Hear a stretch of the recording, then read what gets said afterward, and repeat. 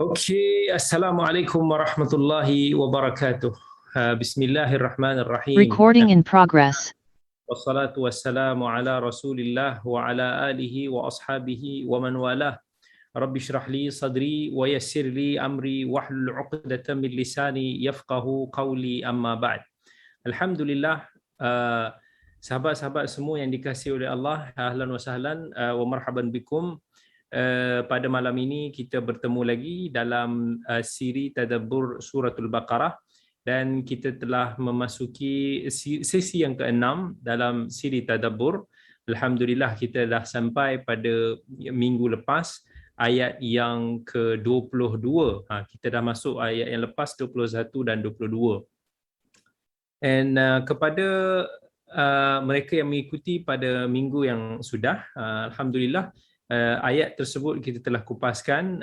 Kita telah cuba untuk nak bahaskan juga daripada aspek-aspek saintifik yang berkaitan dengan ayat yang ke-22 tersebut, Alhamdulillah, iaitu ayat allati ja'ala lakumul arda firasha was samaa'a binaa'a wa anzala minas samaa'i ma'an fa akhraja bihi minas thamarati rizqan lakum fala taj'alu lillahi andadan wa antum ta'lamun. Baik. Jadi insya-Allah pada malam ini kita akan sambung lagi dalam perbahasan tadabbur ayat yang ke-23 insya-Allah. A'udzu billahi minasyaitonir rajim. Bismillahirrahmanirrahim. Wa in kuntum fi raibin mimma nazzalna ala 'abdina fa'tu bi suratin min mithlih wad'u syuhada'akum min dunillahi in kuntum sadiqin. Allah Azza wa Jalla cabar setelah Allah turunkan perintah untuk mentauhidkan Allah. Setelah Allah menurunkan ayat sebelumnya yang berkaitan tentang pembuktian kuasa-kuasa daripada Allah Subhanahu wa taala. Jadi Allah kata, Allah cabar kepada orang-orang yang masih lagi mengingkari, daripada golongan al-kafirin, daripada golongan al-munafiqin. Wa in kuntum fi raibin mimma nazzalna ala 'abdina. Seandainya kamu ni memang betul-betul berdegil, kamu betul-betul memiliki syak wasangka terhadap Al-Quran yang telah kami turunkan kepada Rasul kami, utusan kami Muhammad sallallahu alaihi wasallam, maka Allah kata fa'tu bi suratin min mithlih. Mbok mai sini, apa-apa yang kamu rasa boleh menandingi surah ataupun satu surah pun dah cukup dah. Kan, ini satu cabaran, challenge daripada Allah Subhanahu wa taala. Bawa satu surah pendek ke, surah panjang ke.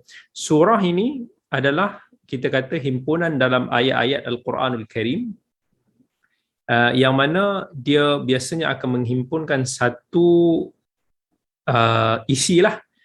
Contohnya kita ada surah Al-Baqarah, kita ada surah Ali Imran. Walaupun topik-topik yang ada dalam suratul Baqarah tidak khusus kepada cerita tentang Al-Baqarah lembu semata-mata, tetapi dia adalah satu identiti di dalam Al-Quran. Surah ini diambil daripada asal kalimah daripada sin, waw dan ra. Maksudnya dia adalah satu tembok, kan? Satu tembok, kalau kita lihat, tembok ni dia adalah satu benda yang menghalang ataupun yang merangkumi ataupun mengelilingi. Itu adalah maksudnya surah yang diambil, iaitu bila kita kata surah, maksudnya dia adalah satu apa yang menghalang daripada dia masuk ke tempat yang lain. Jadi sebab tu ayat-ayat yang ada dalam satu surah ini dipanggil sebagai satu surah, sebab dia adalah umpama satu benteng, dia adalah satu kawasan yang mana surah itu adalah kawasan yang tersendiri, dia tidak bercampur di antara satu sama lain. Dalam Al-Quran kita ada 114 surah yang berbeza panjang dan pendek dia. Ada pelbagai lafaz, ada pelbagai makna, ada pelbagai uslub. Surah yang paling panjang adalah suratul Baqarah, dan surah yang paling pendek, cuba teka apa surah yang paling pendek. Surah yang paling pendek apa? Qul huwallah ke apa? Surah yang paling pendek adalah surah Al-Kautsar. Inna a'tayna kal kautsar fasalli li rabbika wanhar inna syani'aka huwal abtar. 3 ayat yang paling pendek dalam surah yang paling pendek. Maka Allah pun mencabar orang-orang munafiqin, kalau mereka ini boleh membawa walau surah yang paling pendek pun dalam Al-Quran, iaitu surah Al-Kautsar. kan, bawa kemari buat satu surah yang seumpama dengannya, kan, tetapi mereka tidak akan mampu, kan. Sebelum tu Allah kata, Allah cabar untuk nak bawa 10 surah.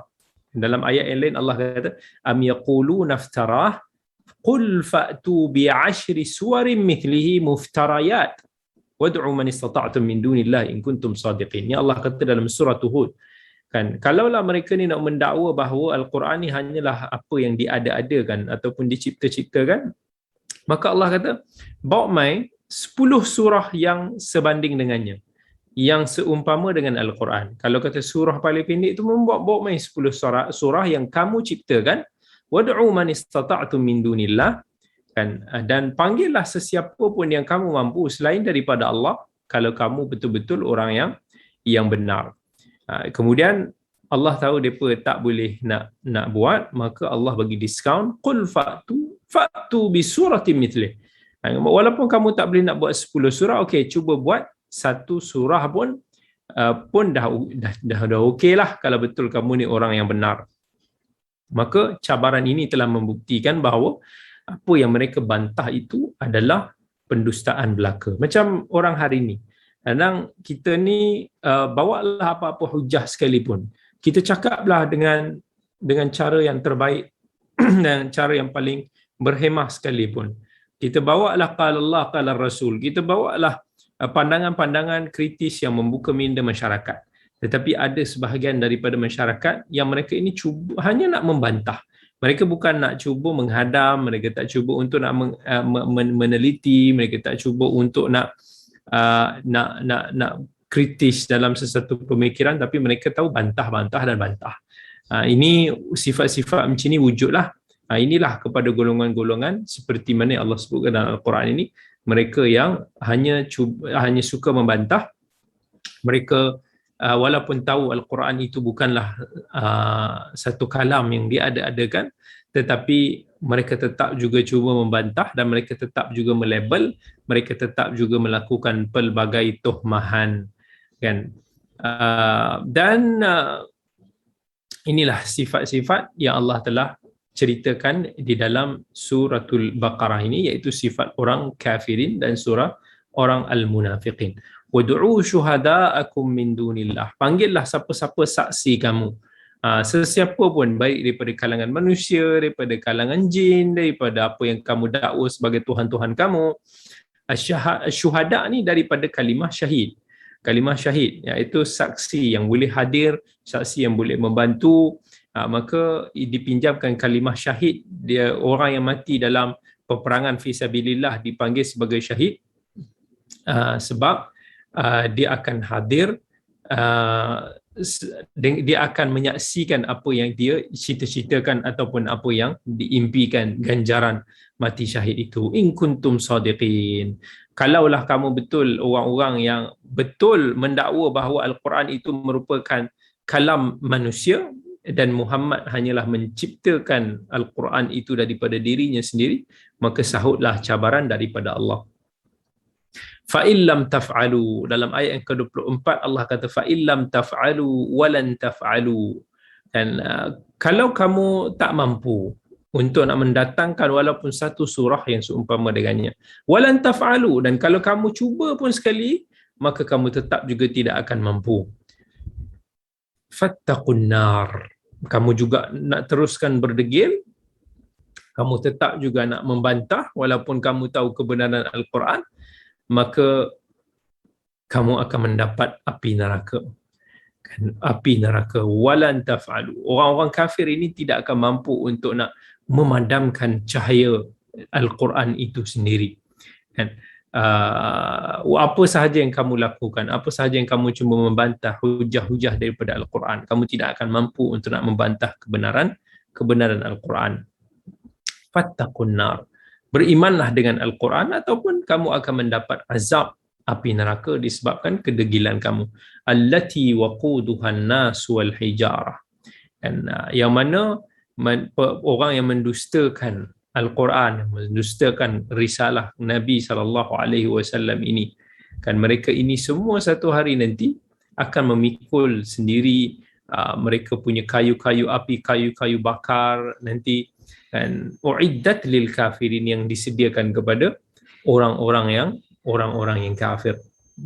Dan tidak dinafikan api neraka di akhirat kelak adalah azab Allah yang sangat pedih, yang kita semua tak mau sikit pun merasai kepanasan api neraka, wal iyad billah. Ini apa yang disebutkan dalam Al-Quran kita panggil sebagai uslub tarbawiyah, uslub pendidikan yang disertai dengan uslub targhib wa tarhib. Dan biasanya bila mana Allah sebut apa-apa ayat yang berkaitan dengan ancaman, maka Allah pasti akan sertakan dia dengan ayat-ayat yang berkaitan dengan galakan. Kalau Allah cerita tentang ayat-ayat berkaitan dengan galakan, maka Allah juga akan menceritakan ayat-ayat yang berkaitan dengan ancaman. Sebab itulah dalam dunia pendidikan, dalam kita berdakwah, dalam kita memberikan motivasi, perlu kena ada aspek at-targhib wa tarhib. Tak boleh hanya ada elemen of kita duk galakkan orang sebut benda-benda yang baik semata-mata tanpa kita balancekan dengan aspek-aspek yang membawa ancaman. Sebab tu begitu juga dalam dakwah, kita tak boleh hanya fokus kepada al-amr bil ma'ruf sahaja tanpa kita melaksanakan separuh lagi daripada aspek dakwah, iaitu an-nahyu anil munkar. Sebaliknya juga kita tak boleh hanya mengingkari munkar tanpa kita juga sertakan dengan al-amru bil ma'ruf. Dan al-amru bil ma'ruf ni senang, orang suka, tapi an-nahyu anil munkar ni susah dan banyak cabaran dia. Dan bila mana kita nak mengingkari, bila mana kita nak menasihati, kita nak memperbetulkan suatu kesilapan yang berlaku, ketika itulah kita akan mendapat tentangan. Jadi bila Allah cerita tentang azab yang Allah telah sediakan kepada orang-orang yang mendustakan Al-Quran itu, maka Allah sertakan kemudiannya ayat yang berkaitan dengan ayat galakan. Dan maka Allah cerita pula bagi orang-orang yang beriman. Kalau tadi bagi orang-orang yang kafir, ini bagi orang-orang yang beriman. Allah kata, وَبَشِّرِ الَّذِينَ آمَنُوا وَعَمِلُوا الصَّالِحَاتِ أَنَّ لَهُمْ جَنَّاتٍ تَجْرِي مِنْ تَحْتِهَا الْأَنْهَارُ كُلَّمَا رُزِقُوا مِنْهَا مِنْ ثَمَرَةٍ رِزْقًا قَالُوا هَذَا الَّذِي رُزِقْنَا مِنْ قَبْلُ وَأُتُوا بِهِ مُتَشَابِهًا وَلَهُمْ فِيهَا أَزْوَاجٌ مُطَهَّرَةٌ وَهُمْ فِيهَا خَالِدُونَ. For some reason, ayat dalam muka surat ni antara ayat yang saya suka, dan saya tak tahu kenapa, dan saya selalu baca dan ulang-ulang lah kalau di dalam solat tu sendiri. Allah kata, وَبَشِّرِ الَّذِينَ آمَنُوا وَعَمِلُوا الصَّالِحَاتِ. Berikanlah berita khabar yang baik, berita yang gembira kepada orang yang beriman, orang yang menyerahkan diri mereka kepada Allah dengan hati yang tulus, dengan hati yang ikhlas, mereka yang melakukan amal-amal kebajikan yang saleh. Apa ganjaran bagi mereka? Apa berita gembira yang baik Allah nak sampaikan kepada mereka? Anna lahum jannatin. Mereka ini akan mendapat syurga Allah, satu tempat yang akan membalas segala ganjaran-ganjaran ataupun amalan-amalan yang mereka lakukan. Darun Naim. Di situlah jannah. Jannah ni adalah diambil daripada perkataan kebun, nak menandakan tentang nikmat yang ada di dalam syurga nanti. Tajri min tahtihal anhar.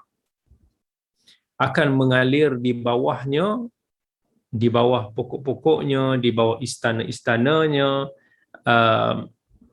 sungai, air sungai yang sangat-sangat indah.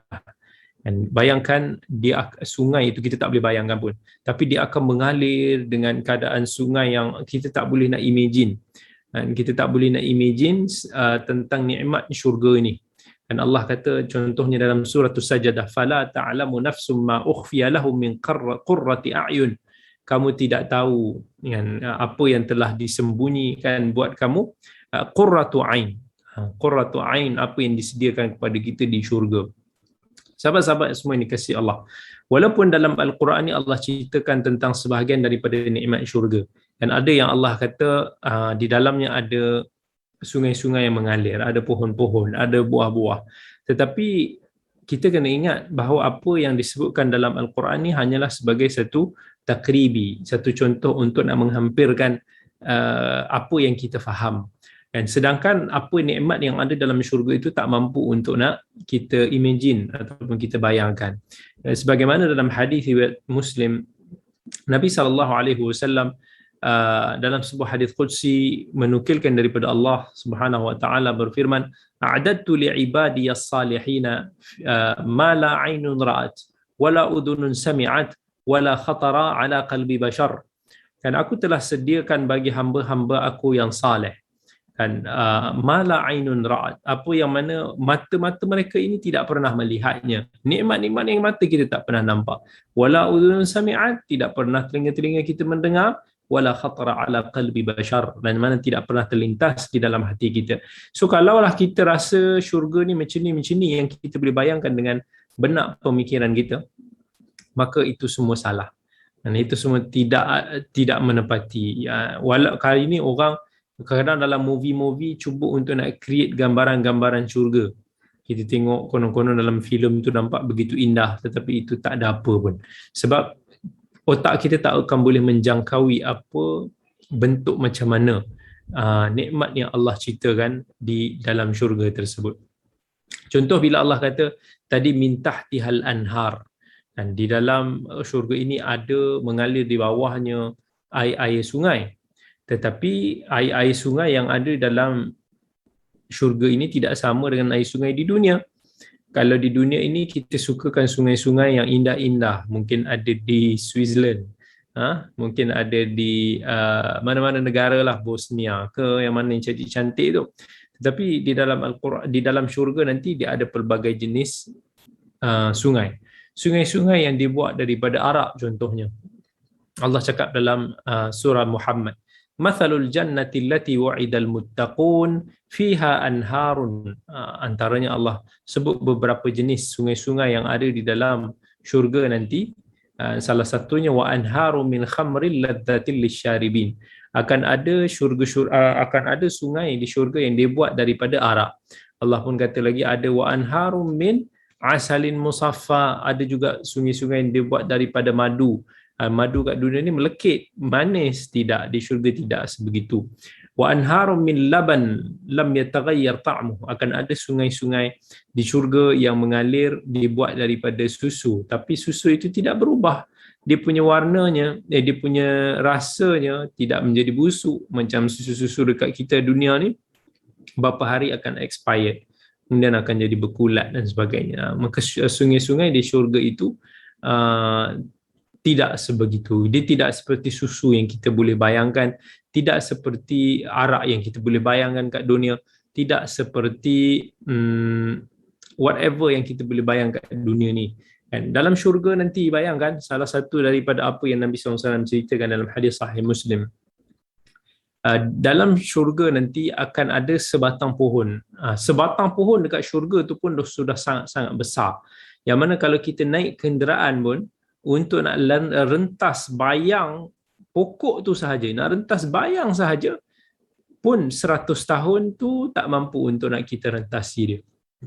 100 tahun perjalanan tu tak sampai-sampai nak rentas besarnya pohon ini. Nabi nak cerita mungkin 100 tahun di dunia ni pun, kita hidup ni sambil berjalan sampai kita mati pun tak boleh nak habis lagi bayang pada satu pokok. Dan itu apa yang Nabi SAW kata, inna fil jannati la syajaratan yasirur rakibu fi dhilliha mi'ata sanah.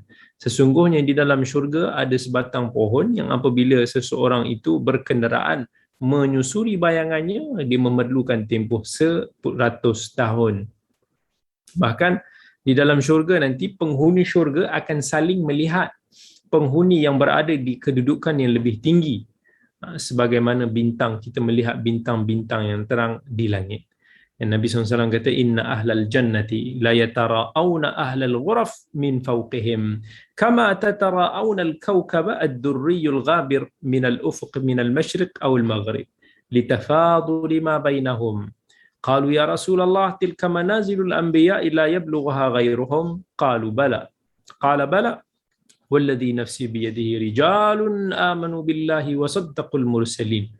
Nabi kata sesungguhnya penghuni syurga mampu untuk melihat penghuni ghurfah yang berada di tingkat atas mereka, sebagaimana kalian melihat bintang yang terang di langit yang bergerak di ufuk daripada timur ke barat. Demikian itu kerana perbezaan darjat di antara mereka. Para sahabat pun bertanya, "Ya Rasulullah, itu adalah tingkat khusus untuk para nabi yang tak mampu dicapai untuk selain daripada mereka?" Kata Nabi, "Tidak. Demi zat jiwaku berada di tangannya, bahkan itu adalah tingkatan untuk orang-orang yang beriman kepada Allah dan membenarkan para rasul." Bahkan di syurga nanti, subhanallah, ada satu pasar yang dikunjungi oleh penghuni syurga setiap hari Jumaat. Lalu bila angin bertiup daripada arah utara yang menerpa wajah-wajah dan pakaian mereka, menjadikan mereka ini semakin cantik, semakin tampan, semakin menarik.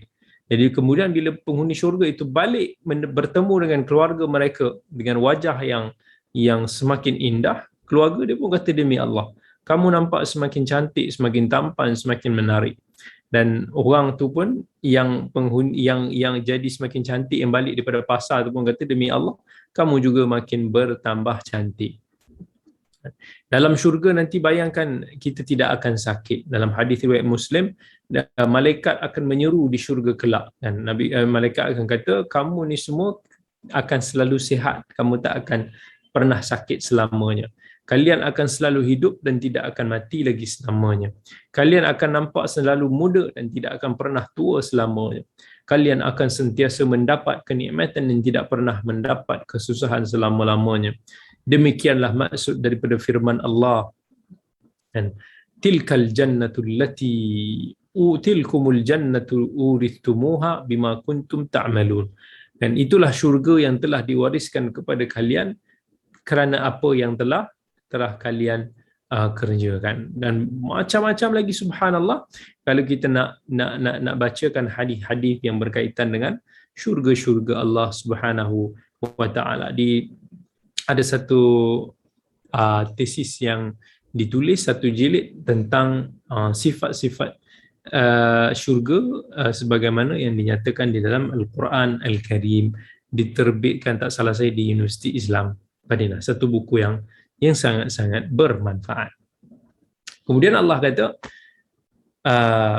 kullama ruziqu minha min thamaratir rizqa qalu hadha alladhi ruziqna min qabl.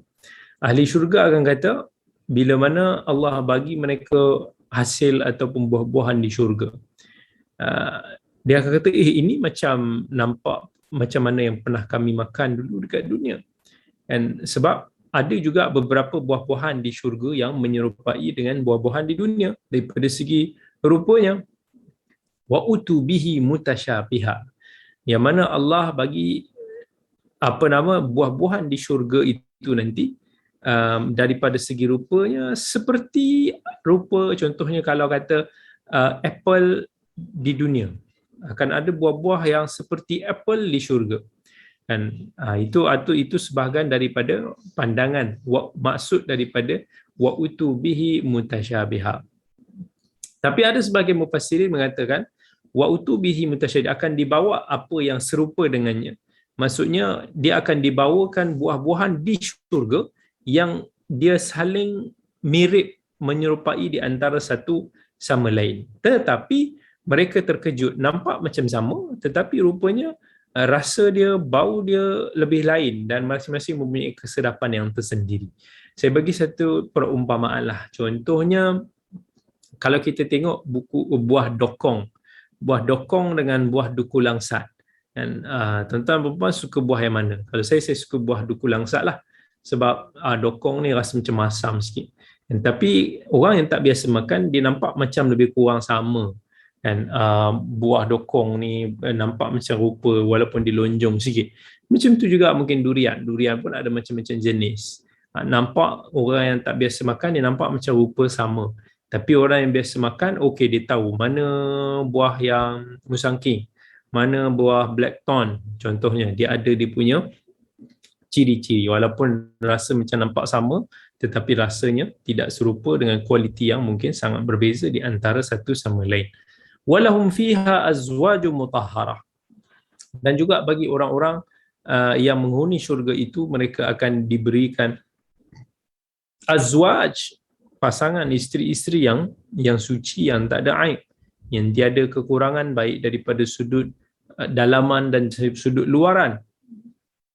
wanita-wanita syurga semua mereka ini adalah wanita-wanita yang sempurna daripada segi rupa parasnya, daripada segi akhlaknya, dan wahum fiha khalidun, dan mereka akan kekal di dalam syurga itu selama-lamanya, tidak akan keluar lagi, mereka tidak mati. Dan yutafu alaihim bisihafin min dhahabin wa akwabin wa fiha ma tashtahihi al-anfus wa taladdu al-a'yun wa antum fiha khalidun. Dekat syurga ni apa sahaja yang kita nak, apa sahaja yang mata kita suka untuk melihatnya, kita akan kekal di dalamnya selama-lamanya.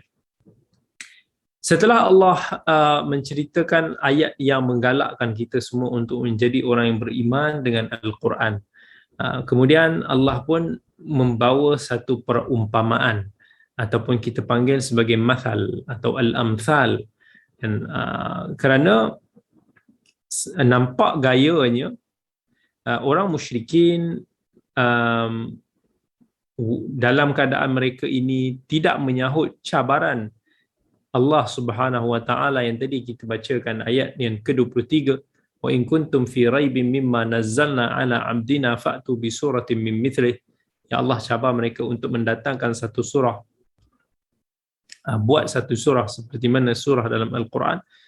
Mereka ini tahu dia orang tak boleh nak buat, tapi dia orang nak bawa beberapa syubhat-syubhat. Mereka cuba untuk nak membantah lagi Al-Quran dengan membawa pandangan-pandangan yang mengelirukan. Maka Allah buat satu perumpamaan. Ini adalah perumpamaan yang pertama di dalam Al-Quranul Karim, iaitu ayat yang ke-26. Allah kata, Inna Allah la yastahyi ay yadriba mathalan ma ba'udatan fama fawqaha fa amma alladhina amanu faya'lamuna annahu al-haqqu min rabbihim wa amma alladhina kafaru fayaquluna madha arada Allah bihadha mathalan yudhillu bihi kathira wa yahdi bihi kathira wa ma yudhillu bihi illa al-fasiqin. Inna Allah la yastahyi ay yadriba mathalan ma, dan sesungguhnya Allah Subhanahu wa taala dia tidak akan meninggalkan kalaulah kata satu perumpamaan itu, walaupun perumpamaan itu kecil ataupun sedikit, tetapi dia boleh memberikan satu hikmah, dia boleh memberikan pelbagai manfaat. Kerana bila kita kata perumpamaan dalam Al-Quran, tujuan dia adalah untuk nak mendekatkan makna dia ataupun nak mendekatkan kefahaman manusia supaya mudah untuk manusia itu memahami. Dan ini semua menunjukkan tentang rahmat Allah Subhanahu wa taala. Dan Allah kata, "Lau anzalna hadzal Qur'an 'ala jabalin la ra'aitahu khashi'an mutasaddian min khasyatillah wa tilkal amthalu nadribuha lin-nasi la'allahum yatafakkarun." Ya Allah kata, kalau kami turunkan Al-Quran, ini satu perumpamaan juga Allah sebut dalam Al-Quran. Kalaulah kami turunkan Al-Quran ini di atas gunung ganang, kamu akan melihat mereka ini tunduk khusyuk kepada Allah Subhanahu wa taala. Wa tilkal amthalu nadribuha linnas, dan demikian itu adalah perumpamaan yang dibuat kepada manusia, la'allahum yatafakkarun, semoga mereka ini dapat berfikir. Dalam Al-Quran, antara masal ataupun perumpamaan yang pernah Allah sebutkan selain daripada ayat ini, antaranya binatang lah, kita kata antara binatang yang Allah umpamakan. Dia ada lagi haiwan-haiwan lain, tapi antara lain adalah lalat. Lalat contohnya dalam suratul Hajj Allah kata, ya ayyuhan nas duriba mathalun fastami'u lah innal ladzina tad'una min dunillah lan yakhluqu dhubaban walau ijtama'u lah wa iyaslubuhum dhubaba shay'an la yastanqidhuhu min dha'fa talibu wal madhlub. Dan orang Allah umpamakan orang-orang yang menyeru selain daripada Allah ni, mereka tidak mampu untuk nak menciptakan, walaupun sekecil lalat itu mereka tak mampu, walaupun berpakat untuk nak buat pun tak mampu untuk nak cipta. Kemudian Allah ada juga bagi perumpamaan laba-laba. Dalam suratul Ankabut Allah kata, mathalul ladzina ittakhadhu min dunillahi awliya kamathalil ankabuti ittakhadat baita wa inna awhanal buyuti labaitul ankabuti law kanu ya'lamun. Perumpamaan bagi orang-orang yang mengambil wali pelindung selain daripada Allah Subhanahu wa taala, Allah kata mereka ini sebagaimana labah-labah yang membuat sarang. Dan Allah kata rumah yang paling lemah adalah rumah labah-labah sekiranya mereka mengetahui. Ini antara bahasa Al-Quran yang menunjukkan aspek kesusastraan, menunjukkan aspek balaghah, fasahatul Quran, yang mana bahasa-bahasa seperti inilah yang mudah untuk difahami oleh masyarakat, khususnya orang Arab ketika itu, ketika mendengar ayat-ayat Al-Quran. Mereka pun rasa macam confused juga kan, sampai dia orang pun tak boleh nak accept jugalah, kata apa benda lah perumpamaan Quran. Allah kata Allah nak buat perumpamaan dalam ayat ini, innallaha la yastahi ay yadriba mathalan ma ba'udatan fama fawqaha. Walaupun perumpamaan itu Allah kata perumpamaan itu very kecil. Mathalan ma ba'udatan fama fawqaha. Perumpamaan itu walaupun dengan sekecil nyamuk, fama fawqaha, dan juga apa yang lebih kecil daripada nyamuk itu sendiri. Kalaulah itu boleh perumpamaan yang boleh mendekatkan kefahaman kamu, maka Allah tidak akan teragak-agak untuk nak memberikan perumpamaan tersebut. Ba'udah maksud dia adalah nyamuk yang mana duk sedut darah-darah kita ni kan. Kadang kita geram juga orang yang darah manis ni, nyamuk tu akan kejar je kat dia kan. Kita tak mahu. Dan even dalam hadis Nabi SAW pun Nabi pernah buat perumpamaan nyamuk. Dan Nabi kata laukanatid dunya ta'dilu 'indallahi janaha ba'udah ma saqa kafiran minha syarbatan ma. Hadis Tirmizi, Ibn Majah, hadis yang sahih. Nabi kata kalaulah dunia ini ada nilainya di sisi Allah walaupun dengan seberat sayap nyamuk, Allah tidak akan memberikan orang kafir minum walaupun seteguk air. Nak kata dunia ni tak bernilai langsung di sisi Allah, sebab tu orang kafir pun mendapat bahagiannya di dunia. Kemudian Allah pun sebut tentang kesan-kesan perumpamaan yang Allah Subhanahu Wa Taala buat. Allah kata fa'ammal ladzina amanu faya'lamuna annahu al-haqqu min rabbihim. Orang-orang yang beriman, mereka ini tahu bahawa perumpamaan yang Allah bawa datang ini semuanya adalah benar. Tak boleh untuk nak kita ingkar, tak boleh untuk nak kita membantah, sebab itu semua datang daripada Allah. Dan pastinya ada pelbagai hikmah, pastinya ada faedah-faedah yang boleh kita faham dan kita ambil benefit daripadanya. Wa tilkal amthalu nadribuha linnas wa ma yaqiluha illa al-alimun. Allah kata dalam suratul Ankabut, demikian itu adalah perumpamaan yang kami buat terhadap manusia dan tak adalah orang-orang mengetahuinya melainkan orang-orang yang alim, orang yang boleh berfikir, orang yang berakal.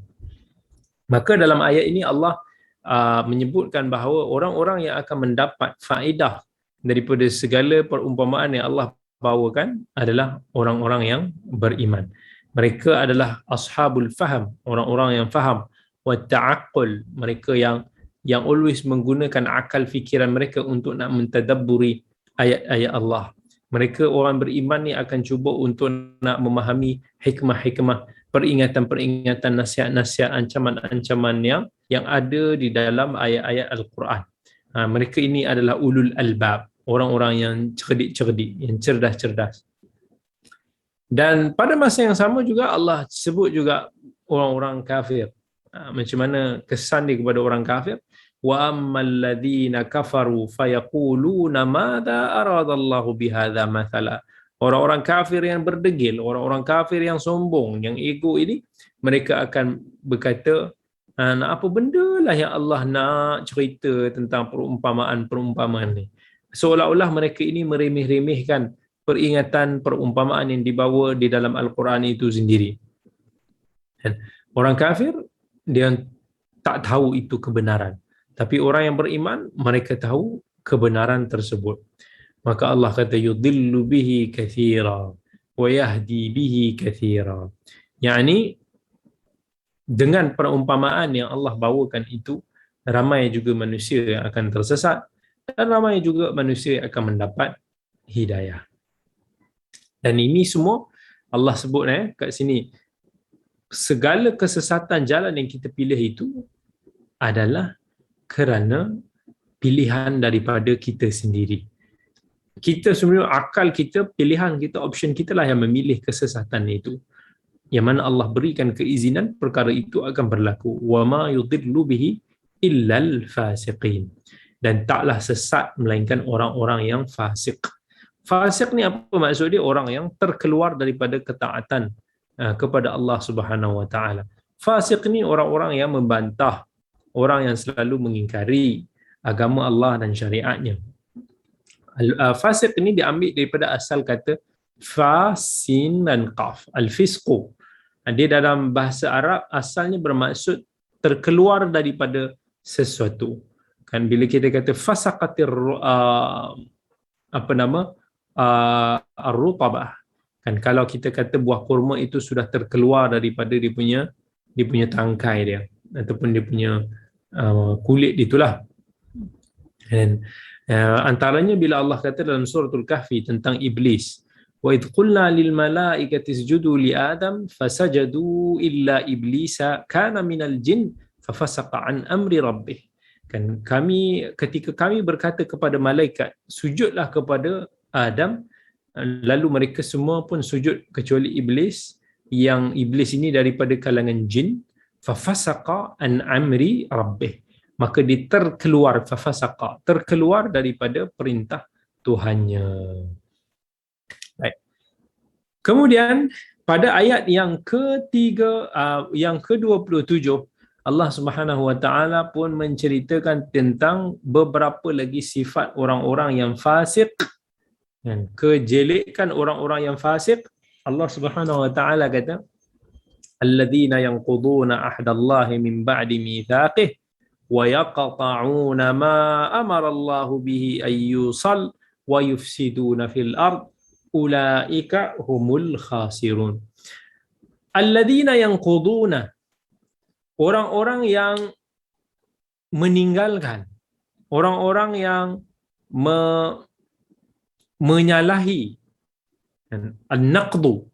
An-naqdu ni asal kepada perkataan naqdu dalam bahasa Arab, maksudnya al-faskhu. Maksudnya kita memutuskan ataupun kita mencerai-beraikan. Misalnya bila Allah kata dalam suratul Nahl, wala takunu kallati naqadat ghazlaha.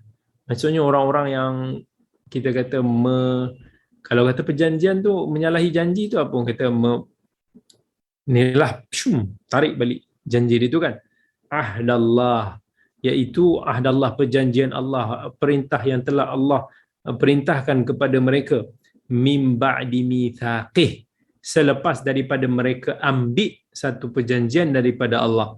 Apa perjanjian itu? Apa perjanjian yang kita sebenarnya telah buat dengan Allah Subhanahu Wa Taala? Di sini para mufassirin ada beberapa pandangan. Yang pertama, yang mana perjanjian yang pernah dilakukan oleh ahli kitab dahulunya untuk nak mengikuti syariat Muhammad. Sekiranya mereka sempat untuk bertemu dengan ataupun sempat untuk nak hidup di zaman Nabi Muhammad sallallahu alaihi wasallam. Pandangan yang kedua adalah perjanjian fitrah yang telah Allah perintahkan kepada kita, iaitu fitrah kita untuk mengenali Allah dan mentauhidkan Allah. Ini diambil daripada surah Al-A'raf yang Allah kata, wa idh akhadha rabbuka min bani adama min zuhurihim dhurriyyatahum wa ashhadahum ala anfusihim alastu bi rabbikum qalu bala syahidna.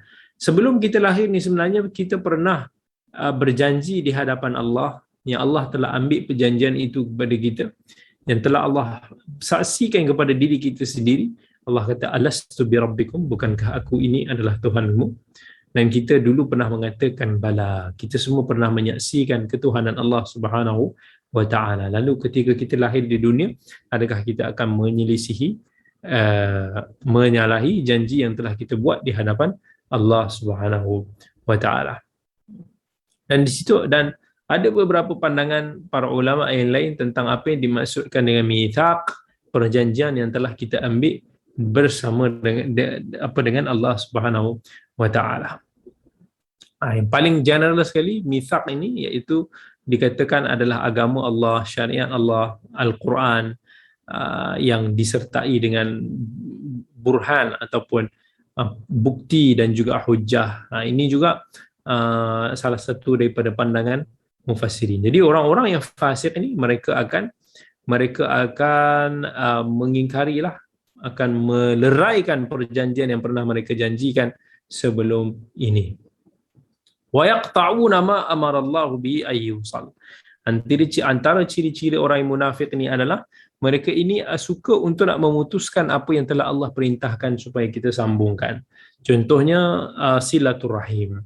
Silaturahim ni kita menyambungkan hubungan kekeluargaan. Perhubungan ukhuwah Islamiyah. Yang ini juga orang-orang yang suka memutuskan hubungan ukhuwah, yang tak suka untuk nak menyambungkan hubungan ukhuwah. Menjaga hak-hak kejiranan sebagai contohnya, menjaga hak-hak saudara seagama.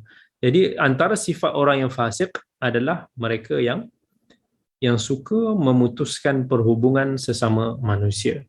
Dan orang yang Muslim yang sejati, mereka ini tidak hidup untuk diri sendiri, tetapi hidup kita ini juga adalah di bawah payungan aqidatullah, aqidah yang ikhlas dan tulus kepada Allah dan juga mengikuti syariat Allah. Sedangkan ciri-ciri orang yang mukmin, Allah kata walladzina dalam surah Ar-Ra'd, walladzina yasiluna ma amara Allah bihi ayyusal. Orang yang beriman ni terbalik. Dia pula suka menyambungkan apa yang Allah telah perintahkan untuk disambungkan. So orang yang beriman dia suka sambungkan silaturahim, dia suka disambungkan ukhuwah Islamiyah. Dia suka untuk nak menjaga hubungan-hubungan sesama manusia itu sendiri. Okay. So itu antara ciri orang yang fasik, Allah kata. Tetapi bila mana hidup kita ini sudah diliputi dengan sifat pentingkan diri, maka orang-orang yang suka memutuskan silaturahim, memutuskan perhubungan ni semuanya, apa dia punya kesan dia? Wa yufsiduna fil ard. Mereka ini akan menjadi orang perosak kepada agama Allah, perosak bumi ini.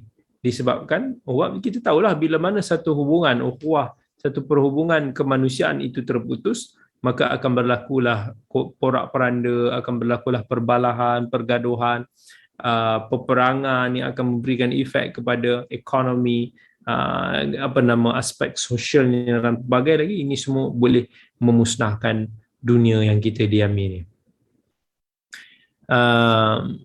Ulaika humul khasirun, dan mereka ini hakikatnya adalah orang yang benar-benar di dalam kerugian.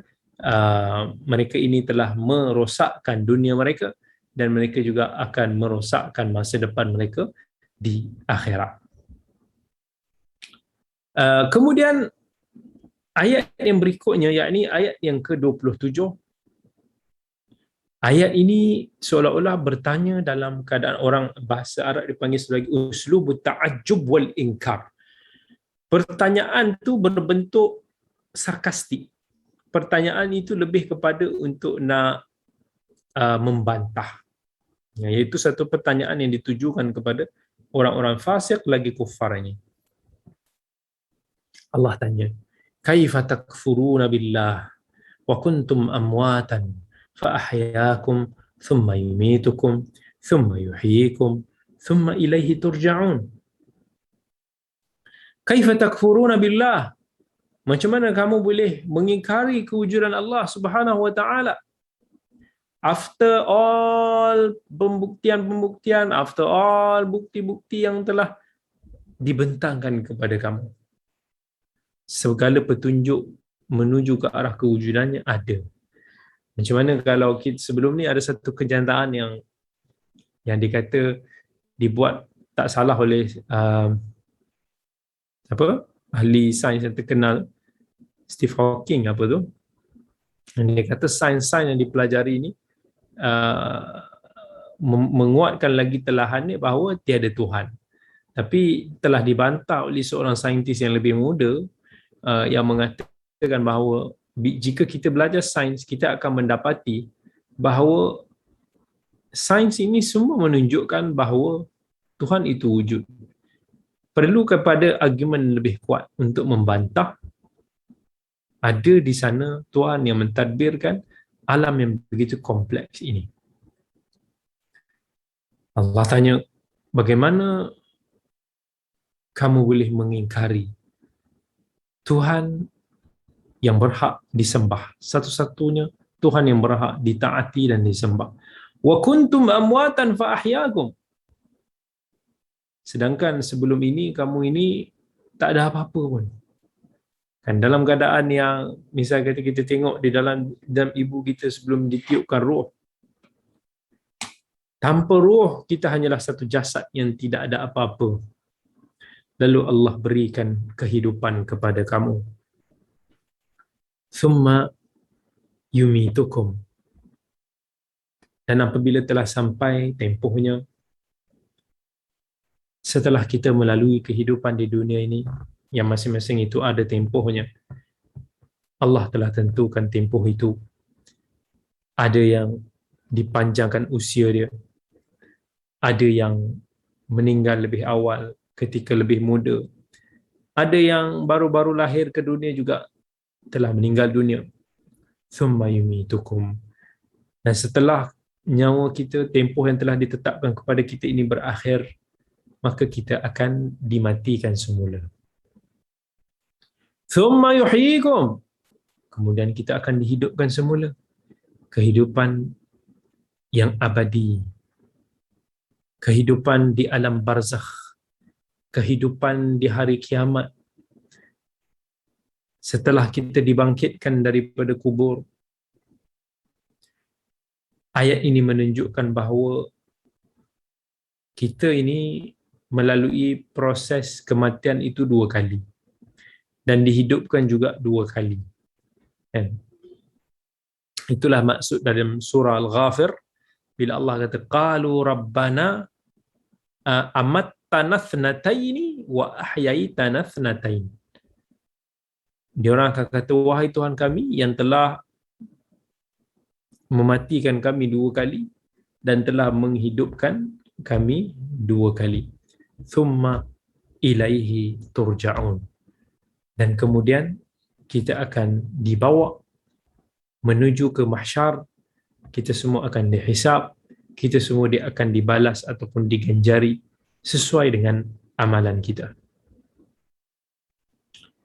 Kemudian ayat yang berikutnya, ayat yang ke-29, Allah menceritakan beberapa bentuk kurniaan Allah kepada manusia. Allah menciptakan apa yang kita perlukan di dunia ini buat diri kita. Yang mana ayat yang kita akan bacakan ini adalah satu ayat yang menjadi satu kaedah di dalam agama kita bahawa setiap urusan dunia, urusan keduniaan, hukum asalnya adalah harus. Melainkan jika ada larangan di luar sana. Apa ayat dia? Wallazi khalaqalakum ma fil ardi jami'a. Allah lah yang telah menciptakan segala apa yang ada di atas dunia ini adalah untuk kita, untuk manfaat kita, untuk maslahat kita. Dunia ini diciptakan dengan mengambil kira kemampuan kita untuk hidup di dunia. Kita tak boleh hidup di Marikh sana. Kita tak boleh hidup di luar daripada planet kita kerana oksigen yang kita hidup ni ada di dunia dan inilah yang sesuai dengan kita. Maka dalam agama ni, urusan agama ni terbalik. Urusan agama ni, setiap apa yang asal hukumnya adalah haram. Dalam ibadah ni semuanya adalah haram kecuali apa yang telah ditunjukkan oleh Allah dan Rasul. Ini berdasarkan kepada hadis Nabi kata kullu amrin laisa alaihi amruna fahuwa rad.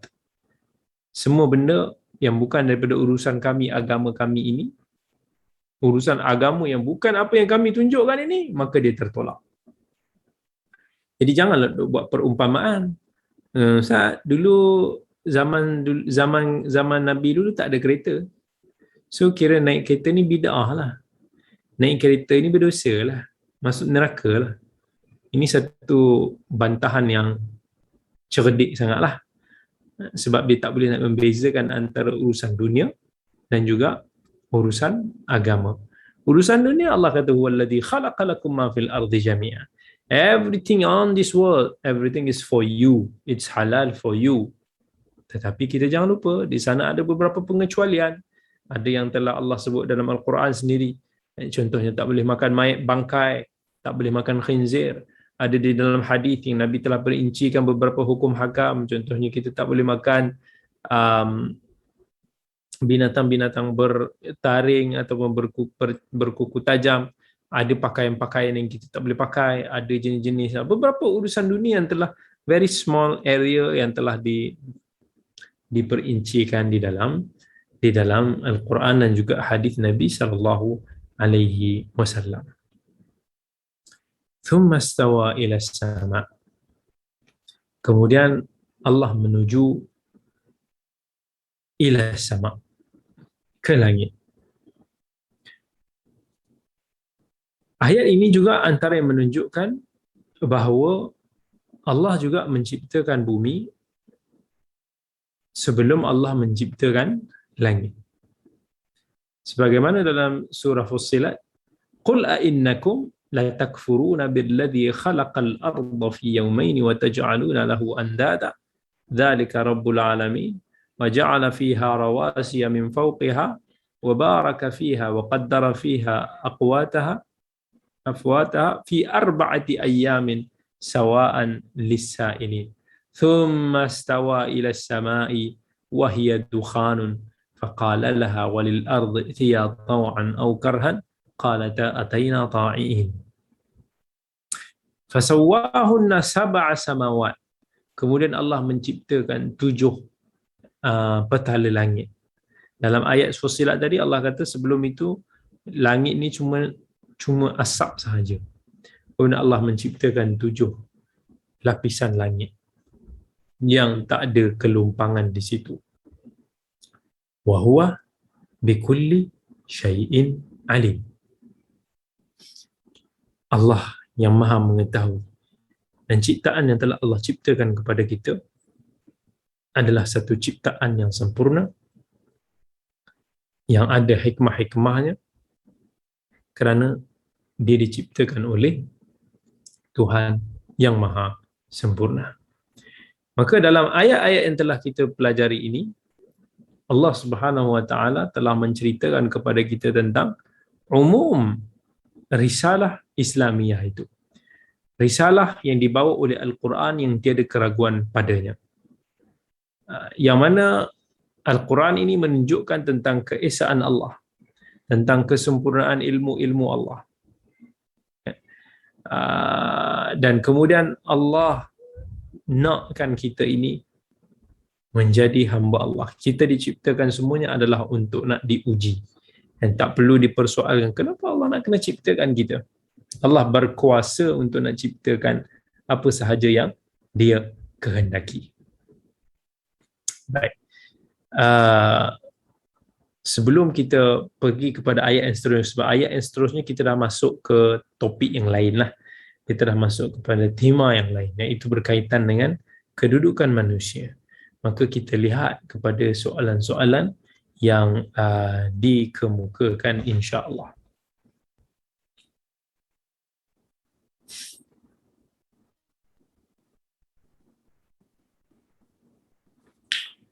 Ada yang tanya, Assalamualaikum doktor, ada setengah ustaz yang mengatakan kita yang bermazhab Syafi'i ini perlu memegang betul dengan mazhab dan tidak boleh bercampur mazhab dalam ibadat seharian kita. Adakah menjadi satu kesalahan jika kita bercampur mazhab lain dalam ibadah kita? Baik.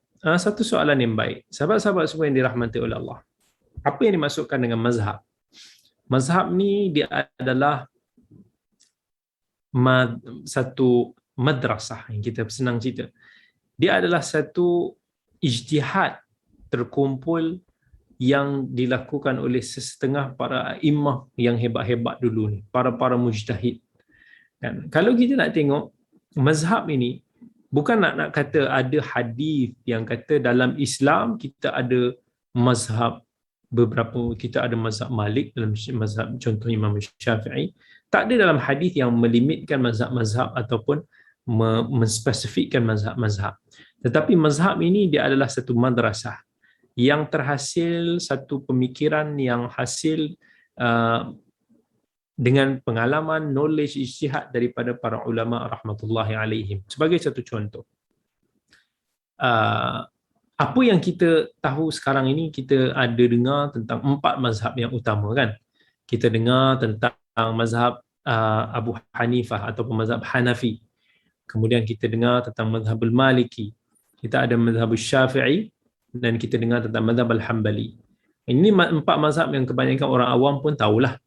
Tetapi kalau kita nak tahu, sebenarnya di sana dulu kalau ikut kronologi ada pelbagai mazhab. Sebab para ulama ni ramai. Dan mereka ini memiliki madrasah-madrasah mereka yang tersendiri. Mereka ini ada pengikut-pengikut, murid-murid mereka yang khusus. Kan? Dulu ada mazhab Al-Auza'i. Dulu ada mazhab At-Tabari. Al-Imam At-Tabari, mufassir kita yang masyhur. Ada mazhab Al-Layth bin Sa'ad. Ada mazhab Sufyan Al-Thawri.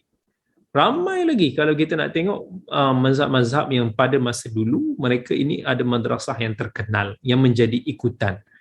Jadi bila kita sebut mazhab ni, dia menjadi satu ikutan ramai. Tetapi for some reason Allah yang Maha mengetahui, 4 mazhab ni berkembang dengan luar biasa. Atas faktor-faktor yang tertentu, mazhab Abu Hanifah antara yang terawal di Kufah dulu, berkembang luas ataupun dikenali sebagai mazhab ar-ra'i. Dia punya disiplin-disiplin ijtihad Abu Hanifah dulu. Ulama-ulama mazhab Hanafi dulu, mereka telah berijtihad dengan kerangka usul ataupun kita kenal usul fiqh, metodologi yang dipelajari, yang kita tahu tentang macam mana mereka ni nak memahami dalil-dalil yang sampai kepada mereka, dan apa yang mereka pelajari dan mereka fahami berdasarkan kepada konteks, pengalaman, ilmu yang mereka ada pada masa itu. Dan sekolah ini berkembang luas. Dan hari ini sampai dipelopori lah, especially di bahagian-bahagian India, kan, Pakistan ni antara yang famous mazhab Hanafi. Bila Abu Hanifah meninggal pada tahun 150 Hijrah, tahun yang sama Imam Syafi'i pun lahir. Itu kita tahu Imam Syafi'i kemudian lah. Tetapi muda sikit daripada Abu Hanifah, Al-Imam Malik bin Anas yang meninggal tahun 179 Hijrah. Al-Imam Malik, dia di Madinah, dia tak keluar daripada Madinah. Dia belajar daripada ulama-ulama di Madinah. Jadi daripada pengalaman dia hidup di Madinah, dia punya usul ijtihad dia. Maksudnya kenapa aku berijtihad begini, memberikan fatwa hukum begini dan begini. Dia ada kaedah. Kita kena belajarlah itu. Kemudian anak murid kepada Imam Malik datang Al-Imam Syafi'i. Imam Syafi'i dibelajar dengan Imam Malik. Sebab masa tu Imam Malik ni satu sekolah. Satu sekolah. Jadi tak ada Imam Malik nak kata kau kena ikut aku, kau kena ni, semua orang kena ikut aku, tak ada. Tapi Imam Syafi'i datang belajar. Belajar hadis-hadis Imam Malik. Hafal kitab-kitab Muwatta Imam Malik. Kemudian Al-Imam Syafi'i belajar daripada anak murid Al-Imam Abu Hanifah, Muhammad bin Hasan Asy-Syaibani, murid kanan Al-Imam Abu Hanifah. So dia belajar daripada 2 aliran, 2 cara pemikiran fiqhiyah yang membuahkan kepada Imam Syafi'i itu satu malakah, satu sudut pandang tersendiri di dalam memberikan ijtihad fiqh. Beliau tersendiri yang mempunyai kelebihan, keunikan tersendiri, menggabungkan antara madrasah ar-ra'i yang terkenal di Kufah, sebelum itu di Iraq, digabungkan dengan mazhab al-athar, dan yang berkonsepkan tentang hadis-hadis yang dipelopori oleh Imam Malik. Datang kemudiannya Imam Ahmad bin Hanbal yang belajar daripada Imam Syafi'i, dan ada juga yang Imam Syafi'i belajar hadis-hadis daripada Imam Ahmad. Al-Imam Ahmad sebagai tokoh hadis yang seperti Al-Imam Malik daripada sudut athari dia. Jadi kalau kita tengok, adakah ulama-ulama hebat pada ketika itu hanya 4 orang ni saja? Tidak, ramai lagi ulama-ulama hebat. Tetapi qadarullah, takdir Allah, atas asbab yang tertentu Allah nak naikkan kedudukan 4 orang ini sebagai satu asbab untuk nak bagi mereka pahala, sebagai satu asbab untuk nak memuliakan mereka. Anak-anak murid mereka ini lah yang berjasa. Bila anak-anak murid mereka ini kembali ke tempat masing-masing, ada yang dilantik sebagai qadi, ada yang dilantik sebagai hakim, ada yang dilantik sebagai orang-orang penting di tempat mereka. Mereka ini menggunakan ijtihad guru-guru mereka. Sama ada Imam Abu Hanifah, Imam Malik, Imam Syafi'i, Imam Ahmad. Mereka menggunakan ijtihad guru-guru mereka ini, dipelajari oleh murid-murid ini dan disebarluaskan. Maka mazhab-mazhab ini berkembang luas. Dulu dikatakan Al-Laits bin Sa'ad lebih faqih daripada Imam Malik. Tetapi mazhab dia mati. Sebab dia tak ada anak-anak murid yang meneruskan dia punya legasi ilmu.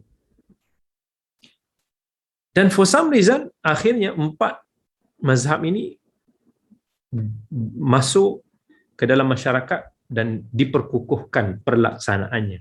Daripada sudut undang-undang, daripada sudut pengamalan dan sebagainya. Jadi kalau kita kenal tentang ini, maka kita boleh tahu bahawa dia tak ada istilah bila kata kita mazhab Syafi'i. Maksudnya kita tidak boleh ada elemen pandangan-pandangan ijtihad daripada mazhab Maliki umpamanya. Sebab mazhab ini sebagai saya kata dia adalah satu sekolah. Bila saya kata dia satu sekolah, maka dia ada dia punya disiplin, dia ada dia punya cara untuk nak memahami certain isu. Jadi bagi pelajar-pelajar, sudut pandang pelajar-pelajar, orang yang nak menekuni bidang-bidang fiqh, mereka yang nak jadi orang yang faqih, maka digalakkan untuk mereka ini belajar satu-satu usul mazhab masing-masing. Contohnya kalau kita di Malaysia ni lebih terkenal dengan mazhab Syafi'i, kita belajar usul mazhab Syafi'i supaya kita boleh faham kenapa ijtihad al-Imam Syafi'i begini. Kenapa dalam masalah ini dia berbeza dengan para ulama yang lain? Kenapa dalam masalah ini dia berpegang dengan dalil ini? Baru kita boleh faham. Barulah kita tak memperlekehkan Imam Syafi'i. Barulah kita tak ada kata, oh Imam Syafi'i ini tersalah lah apa dan sebagainya. Tak. Dia ada asbab reason. Kesalahan itu boleh terjadi pada everybody, pada semua orang. Tetapi yang kita nak faham tentang sudut pandang, subjektif satu-satu pandangan para ulama terhadap satu-satu perkara. Bila kita dah faham, baru kita belajar tentang usul mazhab yang lain, dan di situ kita akan faham, kita akan mula nampak, kita akan ada toleransi antara satu sama lain. Tetapi bagi orang awam, sebagai satu contoh, orang awam ni pun dia ada pelbagai kategori. Kebanyakan orang awam, jangan kata dia bermazhab Syafi'i 100% lah. Sebenarnya mazhab dia adalah mazhab guru dia. Dan siapa yang dia belajar, siapa yang dia ambil fatwa, dia dengar. Sometimes kita kata kita berpegang dengan fatwa wilayah persekutuan sebagai satu contoh. Tetapi tak semua fatwa-fatwa yang difatwakan oleh serta-serta ataupun negeri-negeri di Malaysia ini semuanya 100% ikut mazhab Syafi'i. Tidak. Kita punya bab zakat pun jelas-jelas tidak mengikuti mazhab Syafi'i. Belum lagi kita ambil aspek-aspek muamalat. Muamalat yang perbankan yang sekarang ini online dan sebagainya yang tidak menggunakan mazhab Syafi'i. Ataupun kita kata tidak menepati pandangan kriteria oleh mazhab Syafi'i. Hakikatnya bagi orang awam hari ini dah macam-macam lah campur aduk. Sebab apa? Kita mengikut mazhab guru kita. Kita mengikut mazhab orang yang memberikan fatwa tu kepada kita. Sebab kita tak ada understanding. Kita tak mempelajari mazhab Syafi'i. Orang-orang yang berikan pandangan-pandangan itu, mereka inilah yang belajar tentang mazhab Syafi'i. Jadi nampak tak, daripada sudut boleh ataupun tak boleh itu subjektif. Ada tempat dia boleh menjadi satu bersalah bila campur aduk. Contohnya salah campur aduk ni, kita ni picky. Kita ambil je pandangan-pandangan tu suka hati kita. Oh, dalam isu ni aku nak pilih mazhab Maliki lah. Dalam pandangan ni aku nak pilih mazhab ni lah. Kenapa pilih? Hawa nafsu. Kenapa pilih? Aku suka benda macam tu. Aku nampak dia lebih ni. Bukan asbab ilmiah. Tetapi kalau benda itu kerana asbab ilmiah, kepada para ilmuwan, mufti-mufti umpamanya, asatizah yang hebat-hebat, mereka ada kudrat, ada keupayaan untuk nak meneliti hujah, nak melihat kepada aspek pendalilan. Maka mereka perlu untuk nak memilih satu pandangan di atas ilmu yang mereka ada, memilih satu pandangan yang mereka merasakan ia lebih menepati kebenaran. Mana boleh seseorang itu dilihat contohnya satu pandangan itu lebih tepat kepada kebenaran dan dia tidak memilih pandangan itu. It doesn't make any sense. Jadi boleh ataupun tak boleh, salah ataupun tak boleh, detailkan mengikut situasi ataupun konteks. So ada yang kita kata boleh dan ada kata boleh. It's all depend on disiplin kita. Dalam kita nak tapi ada benda ni bagus. Dia memperlihatkan keluasan fiqh Islam, toleransi, keterbukaan pandangan-pandangan, subhanallah. Baik. Okey, kita tengok lagi ada soalan yang tanya. Assalamualaikum Ustaz, apa maksud alam barzakh sebagai permulaan kehidupan yang sebenar? Maksudnya bila kita sudah meninggalkan dunia ini, itulah kehidupan yang kedua. Kan, yang mana kita sudah masuk ke satu alam barzakh yang akan disusuli dibangkitkan daripada alam kubur. Di situlah akan bermulanya kehidupan kita yang hakiki. So itulah kehidupan yang sebenar. Kehidupan yang sebenar adalah kehidupan di syurga nanti. Allahumma la aisha illa aishul akhirah. Dalam sebuah hadis Nabi kata, Allah tak adalah kehidupan yang sebenar, yang hakiki, melainkan kehidupan di akhirat. Sebab nikmat yang kita ada di dunia ni sementara. Dan apa yang kita ada ni banyak yang kita telah kelabu mata, yang kita telah salah faham. Sebenarnya nikmat yang sebenar di akhirat nanti. Kita nak apa-apa ganjaran semua Allah di akhirat nanti. Baik. Ada lagi orang yang tanya, Assalamualaikum doktor, macam mana pula dengan orang yang tidak mahu berpegang kepada mana-mana mazhab, cuma mahu mengikut Rasulullah sallallahu alaihi wasallam? Subhanallah. Macam mana kita nak tahu itu adalah apa yang kita ikut tu sudah mengikuti Rasulullah sallallahu alaihi wasallam? Mau tak mau, sebagai orang awam, kita perlu kena ada imam, orang yang guru kita, yang membimbing kita, yang bantu kita. Inilah apa yang menepati ataupun yang mengikuti agama kita ataupun agama Islam itu. Kalau kita nak skip, kita kata kita nak ikut Rasulullah tanpa merujuk kepada para ulama, sedangkan kita bukan ahli yang layak ataupun berkemampuan, kita bukan daripada kalangan ahli ijtihad, kita akan tersesat. Dalam Al-Quran Allah kata, fas'alu ahla dzikr in kuntum la ta'lamun. Bertanyalah kepada orang yang mengetahui sekiranya kamu tidak mengetahui. Macam mana kita nak faham kalau kita tengok ada hadis yang nampak clash dengan ayat ini, ada clash dengan ayat ini, ada hadis-hadis yang kita tak faham. Macam mana kita nak tahu? Melainkan mengikut apa yang telah dibahaskan, apa yang telah diterangkan oleh para ulama rahmatullahi alaihim. Sebab tu di sana ada kepentingan mazhab yang kita tak boleh abaikan. Bila kita mengikuti mazhab-mazhab para ulama, ijtihad para ulama, barulah kita akan nampak keluasan ilmu Islam, perbahasan-perbahasan. Di sana ada khilaf yang okey, yang dipuji, ada khilaf yang dicela. Tetapi bila mana kita hanya nak mengikuti akal kepala kita sendiri untuk nak apa yang kita sangkakan dia sebagai ikut Rasulullah, itulah yang jadi banyak kepada kita tengok orang-orang sekarang. Kan? Contohnya orang-orang yang terlalu obses dengan teori konspirasi. Dia orang takwilkan hadis ini sesuka hati. Dia orang pusing ayat Al-Quran, ayat hadis Nabi tanpa ada disiplin. Adakah itu yang difahami oleh Rasulullah dan para sahabat? Tanya balik diri kita, kan. Okay. Kemudian ada lagi soalan. Assalamualaikum Ustaz. Ada orang mendakwa bahawa betulkah tidur meniarap ini dalam hadis sebut dia berzina dengan iblis. First kali saya nak tanya, min wain jab hadzal hadis? Daripada mana dibawa hadis ni? Hadis kononnya tidur meniarap itu berzina dengan iblis. Laisa lahul asal.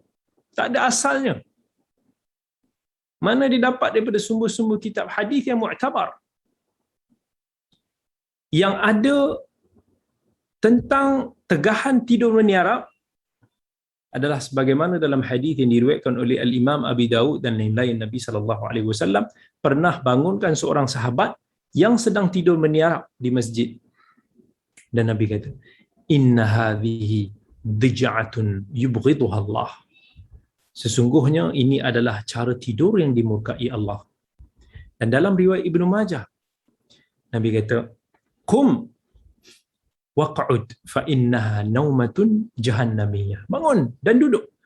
Ini adalah cara tidur penghuni neraka, kata Nabi kepada sahabat tersebut. Kalaulah tidur meniarap itu seperti berzina dengan iblis, nescaya jelas-jelas haram hukumnya dan berdosa besarlah. Tapi tak pula disebutkan sedemikian oleh para fuqaha. Bahkan dalam kitab-kitab fiqh mazhab Syafi'i umpamanya, tidur secara sengaja dalam keadaan meniarap ni makruh sahaja hukumnya, berdasarkan kepada hadis-hadis yang telah kita sebutkan tadi. Dan ini ada disebutkan oleh Al-Imam An-Nawawi dalam Kitab Al-Majmu'. Macam tu juga apa yang disebutkan oleh Al-Imam At-Tirmidzi. Al-Imam Ibn Qayyim juga dalam kitab Zadul Ma'ad, dia ada sebut selalu tidur dalam keadaan meniarap boleh memberikan mudarat kepada kesihatan. Tapi dalam keadaan keperluan, ada condition yang tertentu. Contohnya kita sakit belakang ke, tak boleh nak tidur melentang, mengiring apa. Tak apalah. Orang yang contohnya yang ditidurkan masa dalam keadaan COVID di ICU, yang dia kena terlangkupkan macam meniarap. Jenuhlah kalau kita nak kata diri berzina dengan iblis dalam keadaan yang tu. Apapun, tidur yang terbaik adalah seperti tidur posisi tidur Nabi kita sallallahu alaihi wasallam, iaitu dalam keadaan mengiring ke kanan. Dan itulah yang lebih baik buat diri kita, insya-Allah, sekiranya kita tiada keuzuran. Wallahu taala alam. Baik, sekadar itu sahaja dulu, insya-Allah, kelas kita pada malam ini, insya-Allah. Cuma saya nak bagi tahu pada semua orang, insya-Allah pada minggu hadapan kita tak ada kelas, kita tangguhkan sebab pada malam minggu hadapan saya ada sedikit urusan, dan insya-Allah kita bertemu lagi dalam 2 minggu yang akan datang, insya-Allah. Khatab, cakap Assalamualaikum. Assalamualaikum. Jadi kita sudahi kelas malam ini dengan Assalamualaikum warahmatullahi wabarakatuh. Terima kasih banyak. Waalaikumsalam.